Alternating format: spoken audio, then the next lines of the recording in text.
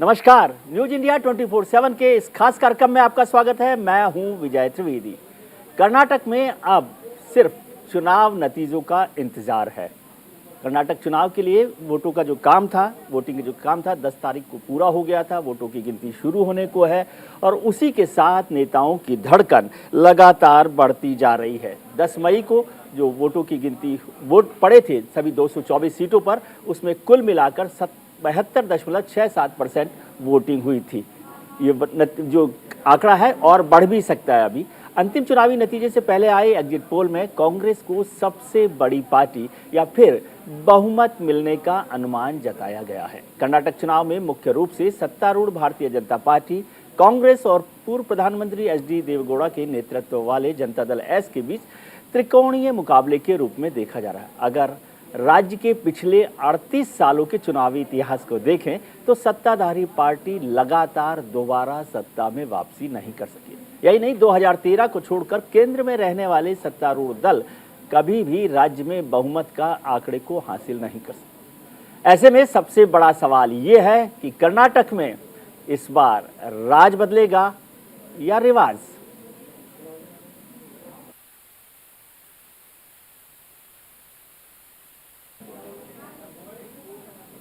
कर्नाटक में राज बदलेगा या रिवाज, तो कर्नाटक का रिवाज क्या रहा है ये पहले हम लोग एक बार देख लेते हैं कि कर्नाटक का चुनावी रिवाज क्या रहा है। कर्नाटक में सत्ता परिवर्तन का जो ट्रेंड रहा है उसको एक बार हम लोग समझ लेते हैं। 1983 और 1985 में ही लगातार 2 बार जनता पार्टी की सरकार बनी थी। तब रामकृष्ण हेगड़े मुख्यमंत्री हुआ करते थे। इसके बाद से सत्ताधारी पार्टी लगातार दूसरी बार कभी भी सत्ता में वापसी नहीं कर सकी है। 1983 और 85 के बाद ये ऐसा मौका था जब रामकृष्ण हेगड़े मुख्यमंत्री थे और वही सरकार दोबारा बनाई थी। 1989 में कांग्रेस ने जबरदस्त जीत के साथ सत्ता में वापसी की राज्य के इतिहास में अब तक की सबसे ज्यादा 178 सीटें हासिल की थी। 1994 में विधानसभा चुनाव में कांग्रेस को फिर करारी हार का सामना करना पड़ा। तब से लेकर अब तक सत्ताधारी पार्टी यानी रूलिंग पार्टी दोबारा सत्ता में वापसी नहीं कर सकी है। ये तो है चुनावी इतिहास। अब बात करते हैं एग्जिट पोल्स की। इस बार 10 एग्जिट पोल्स में से 4 में कांग्रेस की सरकार बनती बताई गई है। एक पोल में भारतीय जनता पार्टी को बहुमत दिया गया है और 5 सर्वे में हंग असेंबली यानी त्रिशंकु विधानसभा का जिक्र किया गया। आइए आपको पहले वो 5 एग्जिट पोल दिखाते हैं। ये देखिए कर्नाटक की जो एग्जिट पोल है 2023 के, उसमें इंडिया टुडे एक्सिस माई इंडिया का जो पोल है उसमें बताया गया है कि कांग्रेस, बीजेपी, जेडीएस, कांग्रेस उसमें 131, बीजेपी 71 और जेडीएस को 22 सीटें दी गई है। टाइम्स नाउ और ईटीवी का यदि देखें, ईटीसी का पोल देखें तो उसमें कांग्रेस को 113 सीटें दी गई है। न्यूज नेशन और सीजीएस यहाँ पर केवल अकेली ऐसी पोल है जहाँ पर भारतीय जनता पार्टी को 114 सीटें दी गई हैं और कांग्रेस उसमें पीछे दिखाई दे रही है। जी न्यूज मैट्रिक्स में कांग्रेस को 110, बीजेपी को 86 और जेडीएस को 28 सीटें मिलना की संभावना बताई गई है। एबीपी वोटर का देखें तो वहाँ पर भारतीय जनता पार्टी को 97 से 109 सीटें, कांग्रेस को 87 से 99 सीटें और जेडीएस को 1 से 30 सीटें दी गई हैं। इंडिया टुडे एक्सिस में बीजेपी को 79 से 92 यानी 79 से 92, कांग्रेस को 106 से 118, जेडीएस को 22 से 30 सीटें दी गई हैं। टाइम्स नाउ का और चाणक्य का जो वो है पोल, उसमें भारतीय जनता पार्टी को 120 सीटें, कांग्रेस को 73 सीटें और जेडीएस को 26 सीटें बताई गई थी 2018 में। न्यूज एक्स सीएनएस में भी यदि पिछले वाले उसको सर्वे को देखें तो उसमें भारतीय जनता पार्टी को 102 से 110, कांग्रेस को 72 से 73, जेडीएस को 32 सीटें दी गई थी। यही रिपब्लिक का भी करीब करीब यही हाल है, जब भारतीय जनता पार्टी को 995 से 114 सीटें बताई गई थी। 2018 के चुनाव में कुल जो नतीजा रहा उसमें भारतीय जनता पार्टी को 104 सीट, कांग्रेस को 78 सीट और जेडीएस को 37 सीट मिली थी। तो कमोबेश 2018 के एग्जिट पोल को हम देखें तो वो नतीजों के आसपास रहे थे सभी। तो ये संभावनाएं की जा सकती है कि इस बार जो एग्जिट पोल दिए गए हैं वो भी उस नतीजे के आसपास पहुंचे। वोट के लिए नेता कुछ भी करने और बोलने को तैयार रहते हैं। ये तो आपने हमेशा चुनावों में देखा ही होगा कि किस तरह के बयान आते हैं, किस तरह की बात होती है। एक बार देखते हैं कि इन चुनावों में क्या क्या बोल नेताओं ने बोले और उनका क्या मायने ये आप खुद समझ सकते हैं। मत ನೀವೇನಾದರೂ ತಪ್ಪು ತಿಳ್ಕೊಂಡ್ರಿ ಮೋದಿ ಅಂದ್ರೆ ಈ ವಿಷದ ಹಾವಿದ್ದಂಗೆ ನೀವಂದ್ರೆ ಇದು ವಿಷ ಅದ ಇಲ್ಲ ನೋಡೋಣ ಸ್ವಲ್ಪ ನೆಕ್ ನೋಡೋಣ ಅಂತ ನೆಕ್ಕಕ್ಕೆ ಹೋಗಿರಿ ನೆಕ್ಕರು ಸತ್ತ ಇಲ್ಲ ಇದು ವಿಷ ಅದಾನೋ ಎಲ್ಲೋ ಮೋದಿ ಕೊಟ್ಟಣ ಒಳ್ಳೆ ಮನುಷ್ಯನ ಪ್ರಧಾನಮಂತ್ರಿ ನಾವು ಸ್ವಲ್ಪ ನೋಡೋಣ ನೆಕ್ ನೋಡೋಣ ಅಂತ ಹೇಳಿ ಆ ವಿಷಯವನ್ನ ನೆಕ್ ನೋಡಿದ್ರೆ ನೀವು ಮಲಗೇ ಬಿಡ್ತೀರಲ್ಲಿ। ಅಮೆರಿಕ ಒಂದು ಕಾಲದಲ್ಲಿ ವೀಸಾ ಕೊಟ್ಟಿರಲಿಲ್ಲ, ಇವತ್ತು ನಮ್ಮ ಪ್ರಧಾನಮಂತ್ರಿಗಳನ್ನ ಕೆಂಪು ಹಾಸಿಗೆ ಮೂಲಕ ಸ್ವಾಗತ ಮಾಡಿ ಹೆಗಲ ಮೇಲೆ ಕೈ ಹಾಕೊಂಡು ಹೋಗುವಂತ ಒಂದು ವಿಶ್ವದ ನಾಯಕರಾಗಿ ಇವತ್ತು ಪ್ರಧಾನಮಂತ್ರಿ ನರೇಂದ್ರ ಮೋದಿ ಅವ್ರ ಬಗ್ಗೆ ನಾಗರ ಹಾವಿಗೆ ಹೋಲಿಸ್ತಾರೆ, ವಿಷ ಕಚ್ತಾರತ್ತೆ। ನಿಮ್ಮ ಪಾರ್ಟಿ ನೀವೇನು ಯಾರ ಮ್ಯಾಗ ಕುಣಿಲಕತ್ತಿರಲ್ಲ, ಸೋನಿಯಾ ಗಾಂಧಿ ವಿಷಕನ್ನೇ ನಂಗಾದ್ರ ದೇಶ ಹಾಳು ಮಾಡೋಣಂತ ಚೀನಾ ಮತ್ತು पाकिस्तान एजेंट रही ಕೆಲಸ ಮಾಡುವಂತ सोनिया गांधी कांग्रेस पार्टी ने अपने मैनिफेस्टो में बजरंग बली को ताने में बंद करने का निर्णय किया है। पहले प्रभु श्री राम को ताने में बंद किया और अब जय बजरंग बली बोलने वालों को ताने में बंद करने का संकल्प लिया है। यह देश का दुर्भाग्य है कि कांग्रेस पार्टी को प्रभु श्री राम से भी तकलीफ होती थी और अब जय बजरंग बली बोलने वालों से भी तकलीफ हो रही है। कांग्रेस पार्टी ने कोई जहरीला सांप बोल रहा है, कोई नालायक बोल रहा है, कोई बजरंग दल पे बैन लगा रहा है, तो कोई बजरंग दली को याद कर रहा है। चुनावों में सब कुछ चलता है। क्या हुआ चुनावों में, क्या एग्जिट पोल है और अब जब वोटों की गिनती शुरू होगी तो क्या नतीजा आएंगे, इस सब पर चर्चा करेंगे। हमारे साथ खास मेहमान जुड़ रहे हैं। डॉक्टर अजय उपाध्याय साहब हैं, कांग्रेस के प्रवक्ता हैं। भारतीय जनता पार्टी के प्रवक्ता सुदेश वर्मा साहब हमारे साथ जुड़े हुए हैं। सीएसडीएस के सह निदेशक और चुनावों को लंबे समय से बहुत बारीकी से और गंभीरता से समझने वाले संजय कुमार साहब हैं, मेरे मित्र हैं। और मेरे मित्र कार्तिकेय बत्रा साहब हैं, जो चुनाव विश्लेषक हैं और एक एक सीट का बारीकी से हिसाब समझते हैं। संजय जी, आपके पास आना चाहता हूं। मेरी जिंदगी का पढ़ाई का जो थोड़ी बहुत पढ़ाई की, उसमें अक्सर ये रहा कि पेपर हमेशा ही अच्छे हुए, हमेशा नतीजा लेकिन खराब रहा। क्या एग्जिट पोल के लिए हम ऐसा इस्तेमाल कर सकते हैं?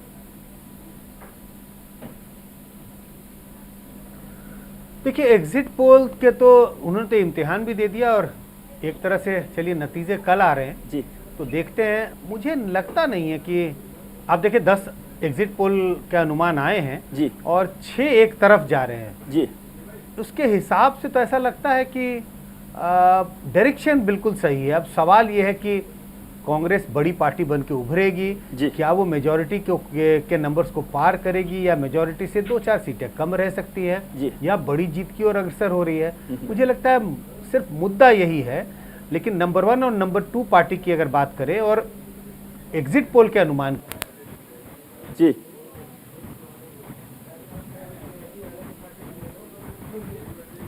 संजय जी से शायद संपर्क टूट गया है। कार्तिकेय, आपसे समझना चाहता हूं, जो संजय जी बात कह रहे हैं, क्या उसी रास्ते पर हम चल रहे हैं नतीजों के वक्त?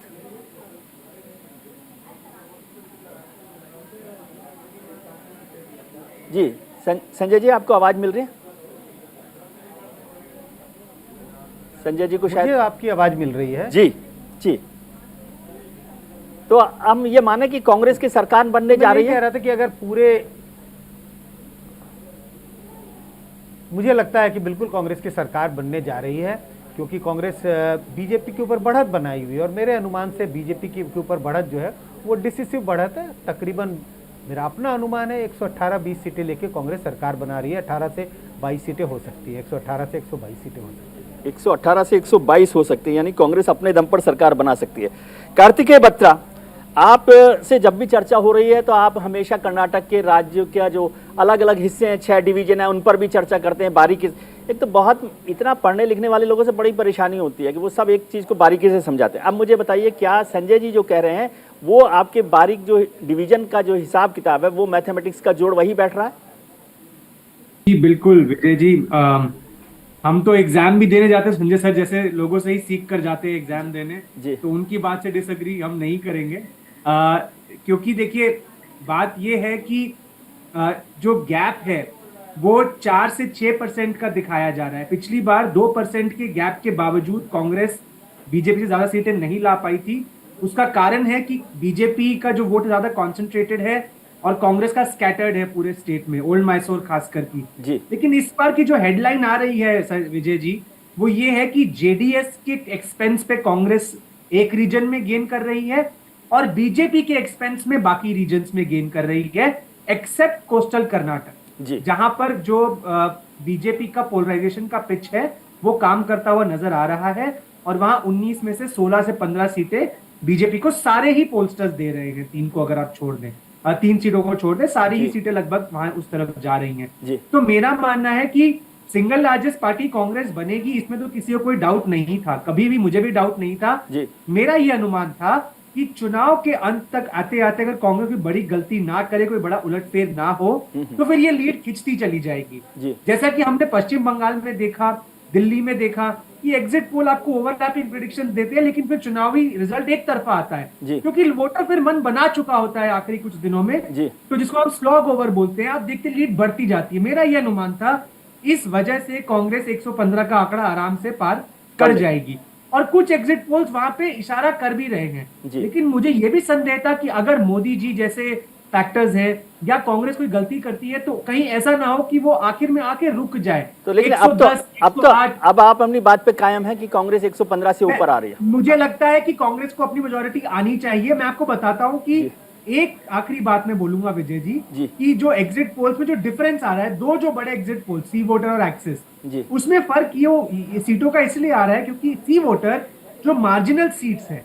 ऐसी तकरीबन 23 से 24 सीटें ऐसी हैं जहां बीजेपी जस्ट आगे है और कांग्रेस 18 सीटों में जस्ट आगे है। अगर इनमें से कोई भी फ्लिप होता है, अगर आप इसको एग्रीगेट करके आधा आधा भी बांट देते हैं, तो सी वोटर के हिसाब से भी मेजॉरिटी कांग्रेस को आ सकती है। सी वोटर ने जब इलेक्शन में अपना एनालिसिस दिया था 5 बजे के समय 10 तारीख को, उनका वोट गैप था 3 परसेंटेज पॉइंट, लेकिन उस समय अभी वोटर पोल में बूथ में थे, तो डेटा आता रहा। तो आखिर में जब यशवंत जी से मेरी बात हुई तो उन्होंने कहा कि अब हमारे हिसाब से भी ये गैप 4 परसेंटेज पॉइंट का हो गया है। बीजेपी 38 और कांग्रेस 42। ऐसा हो सकता है ये गैप और भी बढ़ जाए, जिसकी वजह से ये छोटे छोटे जो स्विंग सीट्स हैं, ये सब अगर एक तरफा जाती है कांग्रेस के पास, तो जो संजय सर कह रहे हैं 120 का आंकड़ा पार करना मुश्किल नहीं होगा। सी वोटर, ये एक्सिस ने जो 140 का अपर लिमिट दिया है, वो तभी है अगर आखिरी ओवर्स में कांग्रेस ने सब एक तरफा अपनी तरफ कर लिया हो, लेकिन वो अपर लिमिट है। मेरे हिसाब से भी 115 से 120 एक रीजनेबल एस्टिमेट है। ठीक है, अगर आप मिनिमम बोलेंगे तो 105 से 110 होगा, लेकिन मेरा अपना एक प्रोबेबिलिस्टिक अनुमान ये है कि 115 से 125 के बीच में कहीं कांग्रेस रुकेगी। ठीक है। सुदेश वर्मा साहब हमारे साथ जुड़े हुए हैं, अजय जी भी जुड़े हुए हैं। दोनों की मुस्कुराहट बनी हुई है, लेकिन दोनों की मुस्कुराहट का फर्क है। सुदेश जी जब इतना कातिल मुस्कुराहट दे रहे हैं तो इसका मतलब है कि उनको भरोसा ही नहीं हो रहा संजय जी और कार्तिकेय जी की बात पर। देखिए विजय जी, बहुत सुंदर एनालिसिस किया इन्होंने, बधाई के पात्र है जी। लेकिन आप और हम दोनों ही इसको दशकों से देखते आ रहे हैं जी। एक ट्रेंड है नेशनल मीडिया का कि जब तक बीजेपी जीत नहीं जाती उसको हराते रहो जी, चाहे वो एग्जिट पोल के हो, चाहे वो रिपोर्ट्स हो जी, क्योंकि सबने पहले ऐसा माहौल बना दिया जी। अब उस माहौल के खिलाफ एग्जिट पोल भी बैलेंसिंग एक्ट करने का कोशिश की है, क्योंकि देखिए 3 एग्जिट पोल जो है 4, वहाँ तो हमें लीड दे रहे हैं ना जी, तो हमारी सरकार बना रहे हैं ना। इसका मतलब ये, मैं नहीं बोल रहा कौन सही है कौन गलत है, इसलिए नहीं कि 4 हमारे पक्ष में दे दिए तो मैं बोलूँ कि हम जीतेंगे, ऐसा नहीं बोल रहा हूँ मैं ये बोल रहा हूँ कि राजनीतिक बात करते हैं। देखिए जब भी टच एंड गो होता है तो क्लीन स्वीप तो दे नहीं रहा है कोई जी। हम सत्ता में, हमारे खिलाफ अगर एंटी इनकम्बेंसी है, इन्होंने तरह तरह के अफवाहें फैलाए, तरह तरह के एलिगेशन लगाए, उसके बाद भी अगर ये नतीजा है और टच एंड गो टाइप का सिचुएशन है, तो हम तो बहुत कॉन्फिडेंट है कि हम ही सरकार बनाएंगे। ठीक है। और आप मान के चलिए जो हमारे नेताओं ने कहा है कि 120-125 आएगा, उतना ही आएगा, उससे नीचे नहीं आने वाला। 120 तो आएगा ही आएगा। तो हम लोग बहुत आश्वस्त हैं और वही कारण है कि ठीक है, एनालिसिस है, अच्छा एनालिसिस है तो अप्रिशिएट करेंगे, क्योंकि फैक्ट बेस्ड कर रहे हैं। लेकिन एग्जिट पोल के नतीजे बहुत उल्टे भी हुए हैं, ये भी आपको पता है जी। कोई बहुत साइंटिफिक तो होता नहीं है हमारा। बिल्कुल ठीक बात है। डॉक्टर अजय उपाध्याय, मुझे याद आ रहा है कि पिछले कुछ साल में या पिछले कुछ दिनों तक कांग्रेस जो है एग्जिट पोल के डिस्कशंस को भी बाइकआउट करती रही, कि उनका कहना था कि एग्जिट पोल पे भरोसा नहीं किया जाता। आज आप भरोसा कर रहे हैं एग्जिट पोल पर? विजय जी, भरोसा एक व्यक्ति को सबसे ज्यादा इस एग्जिट पोल पर हुआ है। रात में स्वप्न में भी सोने के वक्त भी एक ही गाना है, कैसा सिला दिया तूने मेरे प्यार का। मैंने तो कर्नाटका के जनता को जाकर कहा था कि मोदी जी का आशीर्वाद नहीं मिलेगा जी। अब सारे चैनल और भाजपा के लोग पीछे हो गए और मेरे ही चेहरे को लगा करके तुम जो है ये बलि का पकड़ा बना रहे हो जी। आप समझ रहे हैं एग्जिट पोल का नतीजा। और एग्जिट पोल के कारण जो सबसे बड़ी किसी को तकलीफ हुई है तो एक व्यक्ति को है, स्वदेश भाई के पार्टी के अध्यक्ष को, जेपी नड्डा साहब, बेचारे नड्डा साहब। हम लोग पहले भी नहीं मानते थे और आज भी ये मानकर चल रहे हैं। हमारा जो अपना एग्जिट पोल है, जो हमारी पार्टी के तरफ से जो हम लोगों ने, हमारे कार्यकर्ताओं ने बूथ पर किया है, और वो सर्वे हम उसको मानते हैं। हम इस एग्जिट पोल को न पहले मानते थे, न अभी मानते हैं, न आगे मानेंगे। तो क्या कह रहे हैं आपके लोग? हमारे हिसाब से 130 प्लस ये सीट हमको आ रही है, पूर्ण बहुमत की सरकार बन रही है। 5 गारंटी जो सकारात्मक प्रचार हमारे थे उसका ये नतीजा है। कर्नाटका के लोगों ने हमें आशीर्वाद दिया है, हमने कर्नाटका के लोगों को आशीर्वाद के लिए चुनौती नहीं दी है, पहली बात। दूसरी बात, भाजपा ने जो भ्रष्टाचार का जो 40% का मामला था वो निश्चित तौर पे उस पर कार्रवाई होगी। और जिस तरह से इन लोगों ने काम किया था जिसके कारण जनता ने इनको नकारा है, स्वदेश जी एक अच्छे विद्यमान प्रवक्ता हैं इसलिए इन्होंने स्वीकार लिया। इनके सीनियर लोग इस बात को नहीं स्वीकारते। हाँ, इनके मंत्रियों ने, एमएलए ने जरूर इस बात की आवाज उठाई थी और एक कार्यकर्ता आत्महत्या तक किया था। यदि समय रहते मोदी जी और अमित शाह जी कोई न कोई कार्रवाई उन लोगों पर करते तो मुझे लगता। सर अभी अजय जी, अभी मोदी जी और उनको सलाह देने का वक्त नहीं आया, वो देखेंगे हम जब नतीजे आ जाएंगे उसके बाद कि क्या सलाह किसको देनी है। सुदेश जी, आपको लगता है कि जो अजय जी ने कहा, एक तो फ्री बीज जो है वो एक बड़ा फैक्टर रहा, और दूसरा करप्शन की जो इमेज, मैं करप्शन पर आरोप आपके नहीं लगा रहा, लेकिन करप्शन की जो एक इमेज बनी, परसेप्शन बना, उसका नुकसान हो सकता है अगर नतीजा जी।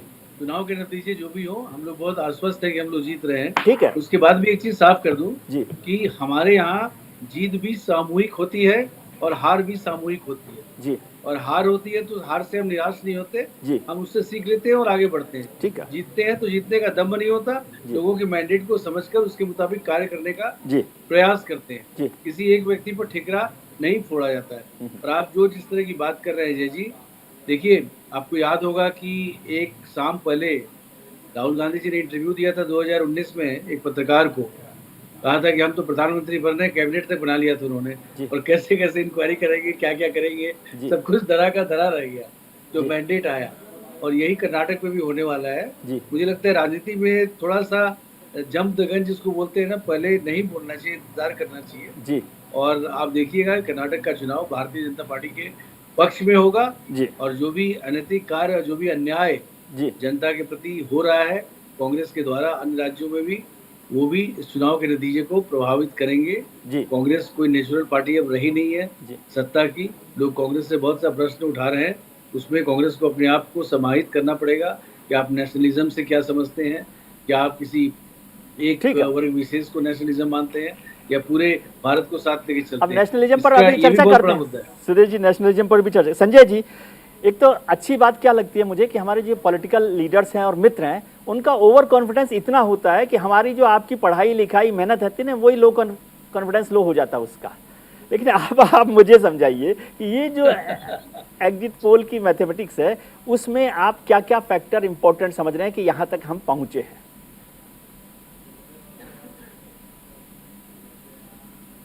देखिए, दूसरों के द्वारा किया हुआ एग्जिट पोल है, इनकी मैथमेटिक्स तो मैं नहीं समझता, क्योंकि जब तक वो हमें जैसे कहते हैं ना बंद मुट्ठी है, तो मैं कह नहीं सकता कि मुट्ठी के अंदर में क्या है। नहीं, आप हमेशा देखते हैं कि स्टडी किस तरह से करके हम के बारे में पता नहीं चले तो मैं जी।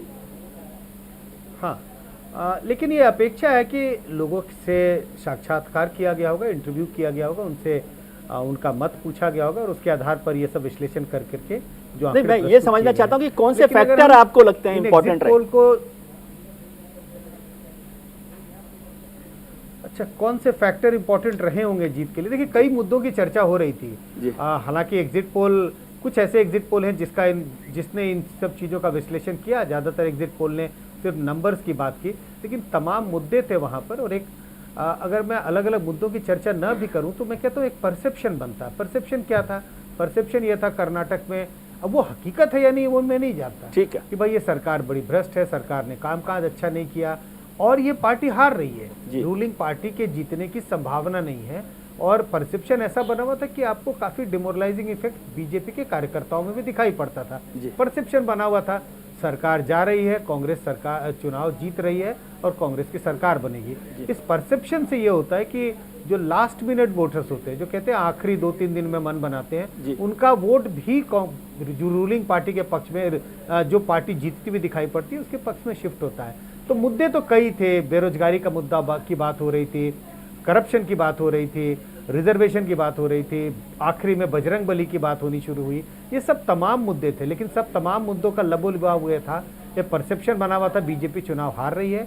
इसी के लिए उसका भी नुकसान बीजेपी को मुझे लगता है इन चुनाव में उठाना पड़ा। चलिए, इस पर चर्चा आगे जारी रखेंगे। कार्तिकेय से भी इस सवाल को समझेंगे कि किस तरह से क्या फैक्टर्स रहे हैं।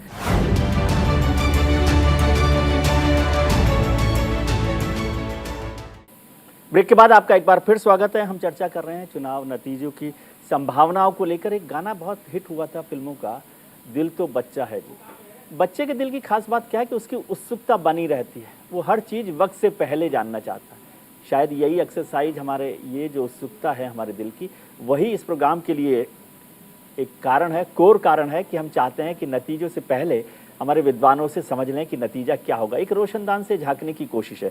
कार्तिकेय साहब, संजय साहब ने समझाया फैक्टर्स को लेकर। एक चीज़ मैं समझना चाहता हूं कि मैं देख रहा था फिगर, पिछले 20 साल से जेडीएस जो एक बड़ी पार्टी वहां पर रही है, रीजनल पार्टी अकेली वही है, वो 20%, ऑलमोस्ट 20%, 2004 में 18.96, फिर 2008 में 20.77, फिर 2013 में 20.90 और 2018 में 18, तो करीब करीब 20% वोट पर रही है और किंग मेकर की भूमिका बनाते रहे, 2 बार मुख्यमंत्री भी बन गए। क्या आपको लगता है कि इस बार जेडीएस किंग मेकर की भूमिका में नहीं रहेगी और इसकी क्या बड़ी वजह है? आप जब किसी भी साइंटिस्ट से कोई सवाल पूछते, सोशल साइंटिस्ट से, तो अगर वो आपको हाँ या ना में जवाब दे दे तो समझ जाइए दाल में कुछ काला है जी। तो मैं आपको जो जवाब दूंगा वो बोलूंगा चांसेस क्या है जी। चांसेस कम है इस बार जी। इस बार चांसेस वो डेवलपमेंट होने के कम है जी। और आपने जब संजय सर से सवाल पूछा कौन से फैक्टर्स इंपॉर्टेंट, संजय सर ने आपको मुद्दे बताए जी। उसको कॉम्प्लीमेंट करते हुए मैं आपको, अगर हम एक्सिस माई इंडिया, एक्सिस का जो पोल आया है जी, जो संजय सर ने भी जिसका देखा होगा, उन्होंने बहुत डिटेल में समझाया है, अगर हम उनके पोल के हिसाब से जाएं तो कि कौन से ग्रुप्स किस तरफ जा रहे हैं इस बार और कहां से कांग्रेस को गेन्स हो रहे हैं जी। कांग्रेस को 2 बहुत बड़े गेन, कांग्रेस को हालांकि हर संप्रदाय, हर ग्रुप से गेन हो रहा है, सोशल ग्रुप से, चाहे वो लिंगायत हो, वोकलिगा हो, मुस्लिम माइनॉरिटी हो, एससी हो, एसटी हो, कुर्बा हो, ओबीसी हो जी। लेकिन जो सबसे बड़े 2 गेन्स आ रहे हैं विजय जी, वो एससी और मुस्लिम जी। डबल डिजिट ग्रोथ है परसेंटेज पॉइंट्स में कांग्रेस की इस बार, अगर हम एक्सिस के पोल के हिसाब से जाएं जी। एससी में इसका एक कारण हो सकता है खड़गे साहब का जो एक नेशनल एलिवेशन हुआ है जी, जिसकी वजह से एक्सिस के हिसाब से कांग्रेस हैदराबाद कर्नाटक, जहां पे एससी एसटी प्लस मुस्लिम कॉम्बिनेशन 50% का है, उस इलाके को स्वीप कर रही है। और यही वो इलाका है जहां सी वोटर और एक्सेस में थोड़ा डाइवर्जेंस हमें दिखता है जी। जहां एक्सेस 41 में 32 सीटें कांग्रेस को दे रहा है, सी वोटर थोड़ा सा करीबी मामला बता रहा है जी। दूसरा जो ग्रोथ हुआ है मुस्लिम वोट का, और इसमें जो लास्ट मिनट बीजेपी ने पिच चलाई अपनी हिंदुत्व की जी, उसका कितना रोल रहा ये अहम होगा देखना, जिसकी वजह से शायद जेडीएस को ओल्ड मैसूर में नुकसान होगा, क्योंकि वो भी वहां पर मुस्लिम वोट की क्लेमेंट थी जी, वोकलिगा के साथ साथ। तो क्या उनका मुस्लिम वोट कांग्रेस को माइग्रेट हुआ है, इसका भी लाइक्लीहुड ज्यादा है। लेकिन कांग्रेस ने ये 2 बड़े गेन्स तो किए, लेकिन बाकी लिंगायत, वोकलिगा, ओबीसी, कुर्बा, नॉन कुर्बा, ओबीसी और कुर्बा, इन सब में ग्रोथ है। और उसका एक कारण यह भी हो सकता है कि कांग्रेस के पास 3 बड़े ग्रुप्स के लीडर्स हैं। वोकलिगा में डीके शिव कुमार है, पुरबा में और ओबीसी में सिद्धरमैया है, और एससी में खड़गे साहब है। तो ये एक कारण हो सकता है।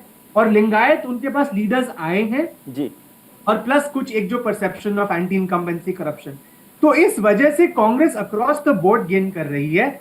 मैं आपको एक बात और बताना चाहूंगा कि ये सुनामी वाला वोट शायद नहीं दिख रहा अभी जी, कि सब बढ़ चढ़ के कांग्रेस को वोट कर रहे हैं क्योंकि कांग्रेस को वोट करना चाहते हैं जी। शायद स्टोरी यहां पर यह है कि बहुत स्ट्रॉन्ग एंटी इनकम्बेंसी है, लेकिन वो सफिशिएंट नहीं है जैसा कि हमने गोवा और उत्तराखंड में देखा जी। उसके साथ साथ कांग्रेस की एक स्टेबल लीडरशिप है, रिकॉग्नाइजेबल और क्रेडिबल। मतलब बहुत उत्सुकता या बढ़ चढ़ के सपोर्ट नहीं है, लेकिन क्योंकि बीजेपी से इतने खुश नहीं है, फेवरेबल है। हाँ जी, दूसरा ऑल्टरनेटिव इनको क्रेडिबल दिख रहा है। अगर उत्तराखंड और गोवा में कांग्रेस ने एक अच्छा फेस, एक अच्छा ऑल्टरनेटिव, एक अच्छा तरीके से कैंपेन चलाया होता तो शायद यही एग्जिट पोल, वहां के एग्जिट पोल और वहां के रिजल्ट भी इस दिशा में जाते। लेकिन वहां पर एंटी इनकम्बेंसी थी, बट कांग्रेस का संगठन उतना उसको कैप्चर नहीं कर पाया। यहाँ पे कांग्रेस ने एक बहुत ही अच्छा वेल रिसोर्स, मतलब उसको रिसोर्सेज भी अच्छी दी गई है। बहुत अहम बात है, कर्नाटक में कांग्रेस के पास रिसोर्सेज हैं। तो कांग्रेस के पास लीडरशिप थी, रिसोर्सेज थी, ट्रैक रिकॉर्ड था, क्रेडिबिलिटी थी। इस वजह से वो इस एंटी इनकम्बेंसी को कैश इन कर पाए, जो वो शायद गोवा और उत्तराखंड में नहीं कर पाए। तो ये आई थिंक ये बहुत अहम बात है, बहुत अहम बात है, बहुत इंपॉर्टेंट बात है। डॉक्टर अजय उपाध्याय, आपसे समझना चाहता हूं दो बातें कि क्या कुछ लोग समझ रहे थे पहले कि बजरंग दल पर बैन का जो एक ऐलान आपने किया वो पॉलिटिकल मिस्टेक हो सकती है, जो कांग्रेस के खुद के लीडर्स भी कई बार उस पर स्टंप पर अटकते हुए दिखाई दिए, लेकिन वो आपको रिवर्स पोलराइजेशन में उससे आपको मदद मिली, क्या आपको ऐसा लगता है? और दूसरा, खड़गे साहब का दलित लीडर जिसका कार्तिकेय ने जिक्र किया है, उसका बड़ा फायदा आपको हुआ है। और रिसोर्सेज का मतलब मुझे समझ में नहीं आता हिंदी में क्या बोलते हैं, वो आपके पास काफी थे शायद।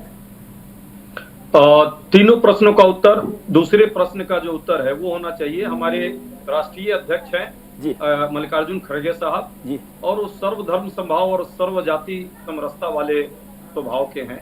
वो दलित अगड़ा पिछड़ा की राजनीति नहीं करते। उनका जो व्यक्तित्व है, उनका एक चेहरा है, सिर्फ दक्षिण में नहीं, जिस तरह से वो हिंदी भाषी क्षेत्रों में भी अपनी बात रखने का प्रयास करते हैं, ये कहीं ना कहीं एक छवि हमारे लिए। हमने डेमोक्रेटिकली एक अध्यक्ष का चुनाव किया और वो सिर्फ अध्यक्ष को चुना नहीं, वो अध्यक्ष एक्ट कर रहे हैं, ये पूरा देश देख रहा है। चाहे जितना भी भाजपा के हमारे साथी उसका मजाक उड़ाए, स्वयं वो चुनाव न कराएं, ये चीजें वो ठीक है, उनको छोड़िए। आपको भी खड़गे साहब का टैलेंट 10 साल बाद समझ में आया। 2013 में आपने उनको चीफ मिनिस्टर ही नहीं बनाया था कर्नाटक में। चुनाव, खैर कोई बात नहीं, टाइम और टाइमिंग की बात है। समय और परिस्थितियों में उनको राष्ट्रीय अध्यक्ष बनाया। जी, कई चीजें राजनीति में ऊपर नीचे होती है। ठीक है। दूसरी बात, रिसोर्स की कमी जरूर रही, कार्तिकेय साहब ने कहा, जो तीसरा प्रश्न उनका था। और बावजूद हम लोगों ने जो, वो तो कह रहे हैं कि रिसोर्सेज आपके पास काफी थे। नहीं, रिसोर्स हमारे पास न थे। आप देख ही रहे हमारी पार्टी का क्या हाल है, कितना पैसा हमारे पास है और भाजपा के पास कितने गुना पैसा उन्होंने कमाया है। तो भाजपा का खर्च आप देखें, इवेंट मैनेजमेंट किस तरह से प्रधानमंत्री जी के रैलियों में बस फूल की बारिश हो तो सोने की बारिश कर सकते थे। करोड़ों रुपए के खर्च हुए हैं एक इवेंट में। ऐसा इवेंट तो कभी देखा ही नहीं इस देश में, सच बात है। अब बात आती है जो आपने पहला प्रश्न किया, जो आपने, ये सच्चाई है कि राष्ट्रीय राजनीति में जिस तरह की बातें हैं और कर्नाटका की जो परिस्थिति है, उसमें हम सब लोग ईमानदारी से प्रयास करते रहे कि मूल मुद्दों पर आए। बजरंग बली के नाम पे बजरंग दल को जोड़कर जिस तरह बजरंग बली का इन लोगों ने अपमान किया, मुझे लगता है कि इस चीज का एहसास भाजपा को होना चाहिए कि इस देश के लोगों को आप क्या समझते हैं। इतना तो समझिए, सभी लोगों में बेसिक बुद्धि है, और आप इतना ना समझ मत समझिए कि बजरंग दल जो उत्तर प्रदेश से सुबोध जी की हत्या से लेकर, सिवनी से लेकर, मध्य प्रदेश से लेकर पूरे देश में कोहराम मचाया रहा, और उसको बजरंग बली बनाने का प्रयास प्रधानमंत्री जी स्वयं कर रहे हैं। तो इसका खामियाजा इनको मिला। पोलराइजेशन और रिवर्स पोलराइजेशन की बात नहीं है, जनता इस चीज को अस्वीकार दी है। ऐसे गलत उदाहरण मत दीजिए। ठीक है सुदेश जी, ये बजरंग बली के लिए संकट मोचन नाम त्योहारों का संकट काटने में काम नहीं आए क्या? देखिए, बजरंग बली को इन छोटे छोटे चीजों में नहीं लाया जाए, लेकिन बजरंग दल पर बैन करने का क्या हो सकता था, उसको कांग्रेस ने खुद एक्सेप्ट कर लिया जी। जब विड्रॉ कर लिया अपना। इसका मतलब है कि डर था, भय था जी, गलती कर रहे थे, एक्सेप्ट किया। इससे बड़ी क्या बात है जी। दूसरी बात अजय जी पैसे की बात कर रहे हैं जी, तो मैं तो जानना चाहूंगा कि डी शिव कुमार जी ने इनको पैसा नहीं दिया क्या? जी, वो तो पैसे के लिए ही जाने जाते हैं। जी। तो अगर ऐसी बात है तो फिर बड़ा सीरियस बात है, क्योंकि आपका जो मेन कलेक्टर है जो ईडी का फेस कर रहा है चार्जेस, जी, करोड़ों करोड़ों रुपया जिनके पास से बरामद हुआ, वो व्यक्ति अगर कांग्रेस को फाइनेंस नहीं किया तो फिर तो सीरियस बात है कांग्रेस के लिए। देखिए ये सब सुदेश जी, मुद्दा आप अजय जी की बात छोड़िए, आप अपने थोड़ा सा गिरेबान में झांक के कुछ बताइए ना, क्या देख रहे हैं?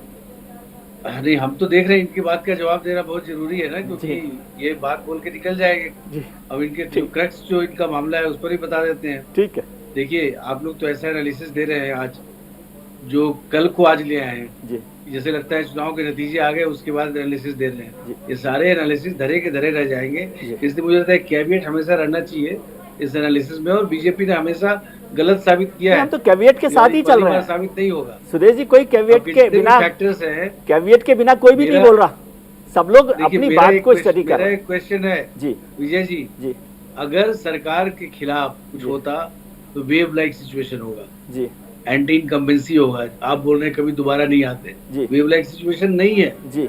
एक दो आप एक्सट्रीम्स को हटा दीजिए जो आपके खुद एग्जिट पोल रहे हैं जी, तो आप देखिए सब बराबर का दे रहे हैं, तो टक्कर है जी। इसमें कुछ भी हो सकता है। और बीजेपी ने जब क्लेम किया हमारा जो कार्यकर्ता है उसके बेसिस पे फीडबैक पर हम क्लेम करते हैं जी, और हमारा कार्यकर्ता का जो फीडबैक होता है किसी एग्जिट पोल की जो संख्या उससे कम नहीं होता जी, हमारे लाखों लाख। जी, बिल्कुल बिल्कुल। सुदेश जी, एक चीज, आपने जो कार्यकर्ताओं की बात की, एक पार्टी, आपकी पार्टी के एक मित्र ने मुझे कहा, जब मैंने उनसे पूछा क्या रहेगा लिंगायत वोट का और नतीजों का, तो उन्होंने कहा कि येदियुरप्पा साहब जितना बीजेपी के साथ जुड़े रहे चुनावों के दौरान, उतने ही लिंगायत जो है बीजेपी के साथ जुड़े रहे। ऐसा हुआ है क्या? मुझे समझ नहीं आया क्या मतलब है इसका। देखिए हम चुनाव के नतीजों को इन मुद्दों पर नहीं बांटना चाहेंगे, क्योंकि बीजेपी कोई कास्ट बेस्ड पॉलिटिक्स नहीं करती है। हम राष्ट्र की राजनीति करते हैं और हम चाहते हैं कि स्टेट भी मुख्य धारा का पार्ट बने। हमारी यही राजनीति है ना। जब डबल इंजन की सरकार बोलते हैं तो विकास की बात करते हैं और विकास को डिटेल करने का प्रयास करती है कांग्रेस, और इसी मुद्दे को हम लेकर गए हैं, अपने अचीवमेंट पर लेके गए हैं और हम देखते हैं कि हमारे अचीवमेंट को लोग मानते हैं कि नहीं, साक्ष्य को प्रमाण क्या। जी, लेकिन जैसे अजय जी मना कर रहे हैं, इनकार कर रहे हैं, क्या आप भी मानते हैं कि रिवर्स पोलराइजेशन नहीं हुआ, अगर ऐसा ही एग्जिट पोल कह रहे हैं वैसा? देखिए रिवर्स पोलराइजेशन वगैरह क्या होता है, देखिए नतीजे कांग्रेस भी हर प्रयास करेगी कि उसका जो वोट बैंक है, जिसको वोट बैंक मानते आई है, वो इंटैक्ट रहे जी। और हम प्रयास करेंगे कि लोग हमें विकास के मुद्दे पर वोट दें, क्योंकि एक सरकार हमने चलाया है और विकास के बहुत से कार्य किए, गरीबों का उत्थान किया है, मोदी जी के स्कीम को पहुंचाया है हर जगह, तो हम तो चाहेंगे उस पर वोट दें और इसीलिए हम बहुत कॉन्फिडेंट हैं। ये सब मुद्दे का कोई मतलब नहीं रह जाता है। जी, ठीक है। संजय जी, संजय सर, एक चीज समझाइए, जो सबसे ज्यादा बात होती है डिस्कशन में, वो है एक ऐसा मुद्दा, पुराने मित्र हैं, विकास। ये विकास को मैंने न तो कभी राज्यों में देखा और खासतौर से चुनावों में तो वो कभी मुद्दा बनता ही नहीं है। वोट डालते वक्त तक विकास के अलावा सब चीजों पर चर्चा होती है। आपको लगता है विकास के दम पर चुनाव लड़ा गया है ये, या वोट डाले गए? देखिए विजय जी, किसी भी राज्य में जब आप सर्वेक्षण करें, और ये आज की बात नहीं है, 10 साल पहले भी, 15 साल पहले भी, जब आप ये पूछे कि चुनाव में मुद्दा क्या होगा आपके वोट देने का, तो लोग बड़ी संख्या में लोग विकास की बात करते हैं जी। और ये सिर्फ कर्नाटका स्पेसिफिक नहीं है, जैसे मैंने कहा हर राज्य में ऐसी स्थिति रहती है, कमोबेश थोड़ा बहुत नंबर ऊपर नीचे होता रहता है जी। विकास, महंगाई, बेरोजगारी, ये सब ऐसे मुद्दे हैं जो आज भी वर्तमान है और पहले भी इसकी चर्चा होती थी। लेकिन सच बात यह है कि जब वोट देने के समय आखिरी दिन आते आते तक कई मुद्दे बदलते रहते हैं। ये एक स्टेबल मुद्दे हैं जो बरकरार रहते हैं, लेकिन वोट देने समय मुझे नहीं लगता कि ये सारी चीज़ें वोटरों के मन पे हावी होती है। जो वोटरों के मन पे हावी होती है वो एक बड़ा मुद्दा होता है पार्टी जी, likes and dislikes for a party जी। बहुत स्ट्रॉन्ग डिवीजन है आज, आप किस पार्टी के साथ खड़े हैं और किस पार्टी के विरोध में हैं। आप जिस पार्टी के साथ खड़े दिखाई पड़ते हैं, जो आपकी पसंद की पार्टी है, फिर मतदाता वो नहीं देखता कि इस पार्टी की सरकार थी और इसने विकास किया या नहीं किया, इस पार्टी का कैसा उम्मीदवार है, इस पार्टी ने मैनिफेस्टो में क्या बातें की हैं, इस पार्टी के मुख्यमंत्री ने कैसा काम किया है, या ऐसी पार्टी जिसके साथ खड़े हैं वो पार्टी क्या प्रॉमिस कर रही है। इन सब चीज़ों से हटकर वोटर बड़ी संख्या में लोग पार्टी के साथ खड़े दिखाई पड़ते हैं। तो पार्टी के जो चॉइस और अगर आंकड़ों के नज़रिए से बताऊं 65 to 66% मतदाता जो हिंदुस्तान का है वो पार्टी देख के वोट करता है। ये सारे मुद्दे जब चुनावी रैलियां होते रहती हैं, जब चुनाव के प्रचार चलता रहता है, सब मुद्दों का जिक्र होता है, लेकिन फाइनली उस दिन जाके वोटर भले ही किसी पार्टी से थोड़ी उसकी नाराज़गी हो, लेकिन अगर उस पार्टी का वो समर्थक है तो आखिरी में उस दिन वो कहता है भले ही पार्टी ने बहुत अच्छा काम नहीं किया, लेकिन हूं तो मैं इस पार्टी का, जी मुझे तो यही पार्टी पसंद है। तो पार्टी का बटन दबता है, जी, मुद्दों का बटन बहुत कम दबता है, कम दबता है। लेकिन वो तो इसीलिए ये दिख रहा है कि बीजेपी को 38% वोट मिलते दिख रहे हैं अभी, तो वो वोट परसेंटेज तो उनका कम नहीं हुआ है। लेकिन एक चीज़ और छोटी सी समझना चाहता हूँ, फिर से जो सारी बातें हुई, क्या आपको लगता है कि बजरंग बली का जो इशू था वो पोलराइज कर पाया भारतीय जनता पार्टी को, उसका फायदा मिल पाया, या कांग्रेस को उसका फायदा मिला? फिर से मैं वो रिवर्स पोलराइजेशन का शब्द इस्तेमाल करना चाहता हूं। देखिए कई ओपिनियन पोल आए पहले, जो ये ओपिनियन पोल बजरंग बली के मुद्दे आने के पहले के हैं, और उन ओपिनियन पोल का अनुमान यही हो रहा था कि कांग्रेस आगे है और बीजेपी पीछे है, मतलब मुकाबला तो कांग्रेस और बीजेपी के बीच में है, ठीक है। लेकिन कांग्रेस को एक बड़ी बढ़त मिली हुई है। अगर आप अब एग्जिट पोल को देखें, और अगर हम जिसकी चर्चा हम कर रहे हैं कि 10 में से 6 एग्जिट पोल यही बता रहे हैं कि कांग्रेस को बढ़त है, कांग्रेस को बढ़त है, इन दोनों आंकड़ों को अगर साफ रख के देखें तो हमें लगता है बजरंग बली का मुद्दा जो है वो बीजेपी के पक्ष में जाता हुआ दिखाई नहीं पड़ा।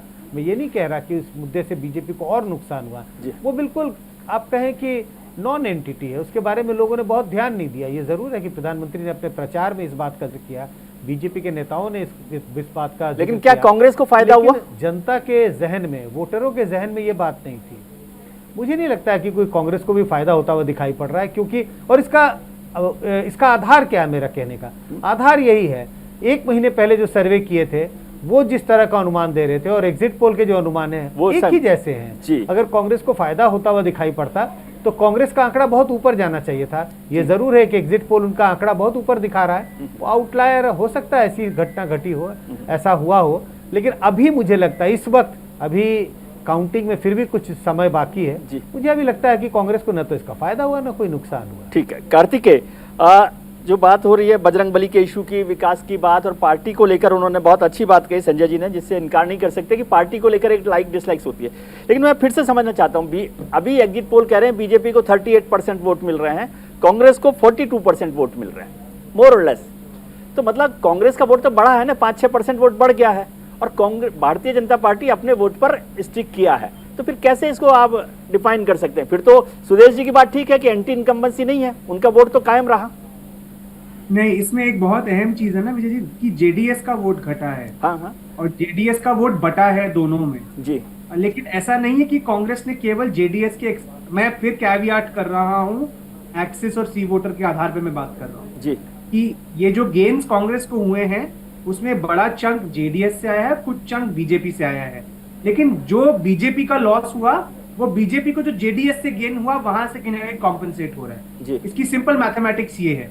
लेकिन संजय सर की एक बात थी कि देखिए पार्टी के लाइक्स डिसलाइक्स में उसमें एक ऐड करूंगा एलिमेंट, संजय सर शायद डिसएग्री करे, मैं जानना चाहूंगा वो क्या सोचते हैं इस बारे में जी। कि एक संजय सर ने बताया कि पार्टी लाइक डिसलाइक है वो है उन वोटर्स का जिनका बहुत स्ट्रॉन्ग एसोसिएशन है पार्टी से, वर्कर की तरह से कह सकते हैं, पार्टी वर्कर होता, जैसे लिंगायत वोटर बीजेपी के साथ, बहुत क्लासिक एग्जांपल है। वो कितना भी नाराज होगा, या ब्राह्मण वोटर यूपी में बीजेपी के साथ कितना भी नाराज होगा वो जाएगा बीजेपी के साथ। लेकिन एक स्विंग वोटर है, वो स्विंग वोटर जो है वो पहले मुद्दे देखता है, फिर आपको रीजन बताएगा।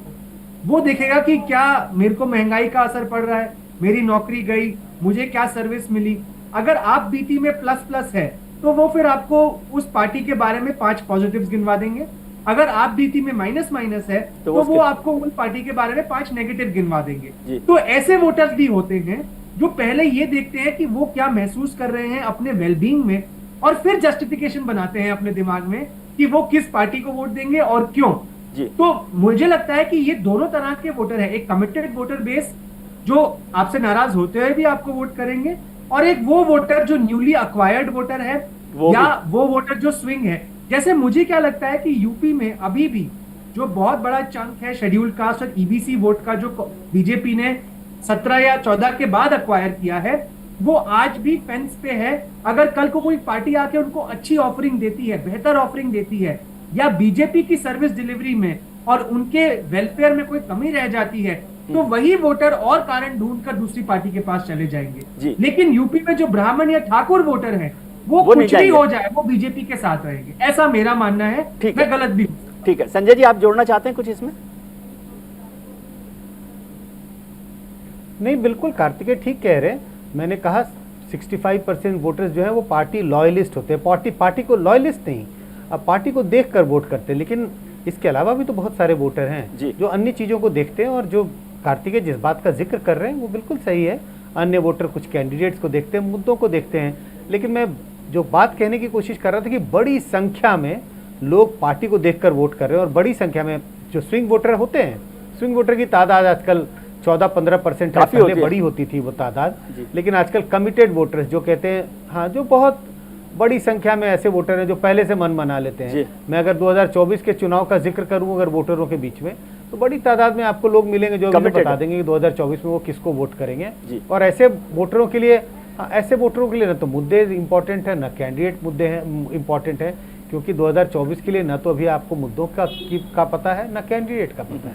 ठीक है सुदेश जी, जो बात हुई कि कमिटेड वोटर ने आपका साथ दिया, लेकिन आपने ये कहा कि एंटी इनकम्बेंसी नहीं है, आपकी बात को मैं इनकार नहीं कर रहा, लेकिन ये तो आप खुद की तय किया आपने 50 से ज़्यादा एमएलएज के, सिटिंग एमएलएज के टिकट काट दिए, आपने 75 नए चेहरों को टिकट दिए, आपने मुख्यमंत्री बदल दिया, येदियुरप्पा साहब जैसे लोगों को हटाकर आपने बसवराज बोम्मई को लाया। इसमें मैं कोई क्वेश्चन नहीं कर रहा हूँ, लेकिन ये सारे फैक्टर्स ऐसे हैं जो समझ में आते हैं कि भारतीय जनता पार्टी को लग रहा था कि कुछ तो गड़बड़ है।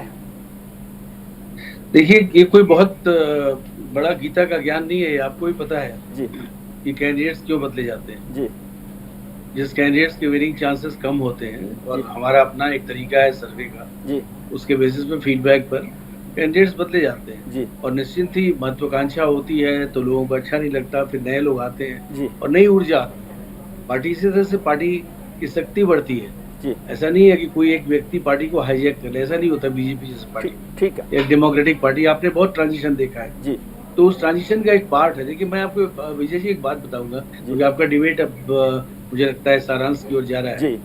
देखिए, नॉर्थ ईस्ट के चुनाव को याद रखिए, नॉर्थ ईस्ट एक ऐसा रीजन जहाँ करप्शन बहुत ज्यादा था, करप्शन के लोग जाने जाते थे, पैसा भेजा जाता था, पैसे का क्या होता था नहीं पता था, कागजों में बनते थे पुल और बाकी विकास के कार्य। वहाँ भाजपा ने जो विकास किया है नरेंद्र मोदी जी के नेतृत्व में, उसी का ये एक रिजल्ट है कि नॉर्थ ईस्ट में देखिए कांग्रेस साफ हो गई है जी, और बीजेपी का परचम खुद ही अपने एलाइज के साथ। मेघालय का जिक्र कर रहे हैं आप? जी, मेघालय का जिक्र कर रहे हैं क्या सुदेश जी? मैं पूरे नॉर्थ ईस्ट की बात कर रहा हूं। अच्छा, ठीक, त्रिपुरा की भी बात कर रहा हूँ, पूरे नॉर्थ ईस्ट की बात कर रहा हूँ। और वो ट्रेंड क्यों कर्नाटक में नहीं होगा कि मुझे हम तो अगली बार केरला में जा रहे हैं सरकार बनाने। आपको ये दावा बहुत बड़ा लगेगा, लेकिन आनंद जी आपको पता लग जाएगा। सुदेश जी क्यों नहीं होगा, मैं आपको बताता हूँ। ठीक है, एक मिनट सुरेश जी पूरा कर ले। सुदेश जी, कर्नाटक जो है भारत का ही हिस्सा है और नेशनल ट्रेंड एक होता है, उसके साथ ही जाता है। और हमने देखा है, जब मैं पत्रकार था तभी मैं देखता था कि वाजपेयी जी का लोग नाम लेते थे, आज लोग मोदी जी का नाम लेते हैं वहाँ पे। ठीक, आप भी गए होंगे, देखे होंगे। जी अजय जी, ये मान लीजिए ऐसे ही नतीजे आते हैं जो एग्जिट पोल बता रहे हैं, जो सुदेश जी जिसे स्वीकार नहीं कर रहे, मैं उसमें कोई जा नहीं रहा, लेकिन ऐसा ही अगर आता है तो आपके लिए एक सिरदर्द और हो जाएगा।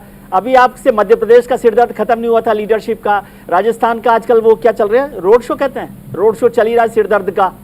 अब ये कर्नाटक में क्या होगा, सिद्धारमैया, डीके शिव कुमार या कोई और?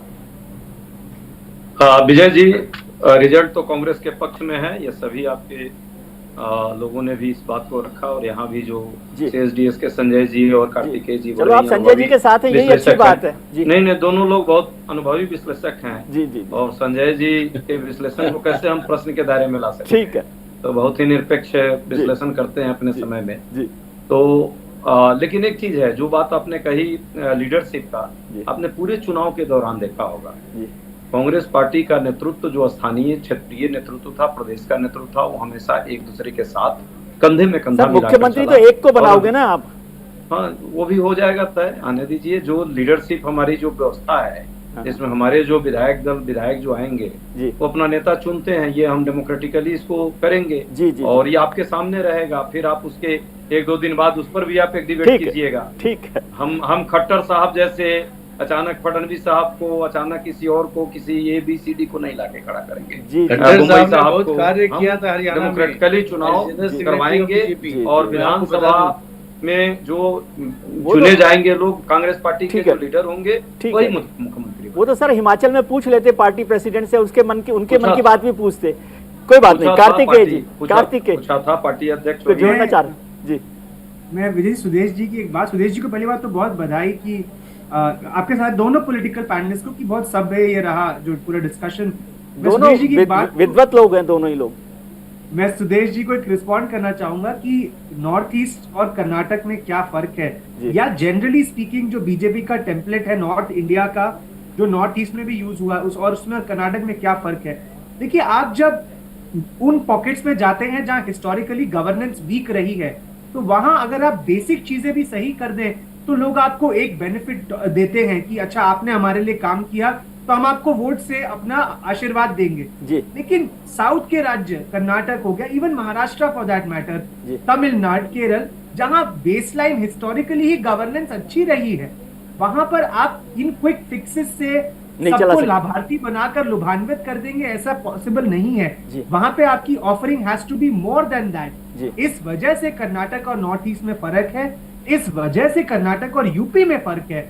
तो कर्नाटक ऑलरेडी एक सर्टेन लेवल ऑफ गवर्नेंस पे था, आप उसके ऊपर क्या डिलीवर करेंगे, इस पर वोट अगर आप करवाते एज एन इनकम्बेंट गवर्नमेंट, तब शायद एक अलग ही डिस्कोर्स बनता। ऐसा मैं बहुत स्ट्रांगली महसूस करता हूँ कि अलग अलग राज्यों की जो अलग अलग इकोनॉमी है उसके आधार पर वहां के नैरेटिव्स बनते हैं। बिल्कुल, नैरेटिव बनते हैं अलग अलग जगह के, यही हिंदुस्तान की खासियत भी है। संजय जी, आखिरी आपसे ज्ञान चाहता हूं कि सुदेश जी की पार्टी और सरकार जो है हाईवे बनाकर और एक्सप्रेसवे बनाकर बहुत तेजी से चल रही है, तो ये जो 2023 के कर्नाटक चुनाव का पॉइंट है, एक्सप्रेसवे का फर्स्ट पॉइंट, ये 2024 तक ले जा रहा है कोई रास्ते पर?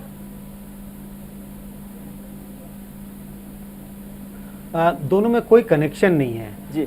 इसके कई ऐसे एग्जाम्पल हैं विजय जी। आपने देखा 2018 में कांग्रेस ने 3 राज्यों में जीत हासिल की, लेकिन जब लोकसभा के चुनाव हुए तो वहाँ क्या हुआ, कांग्रेस की क्या का परिणाम, कांग्रेस का एक तरह से कांग्रेस के लिए किस तरह के परिणाम आए।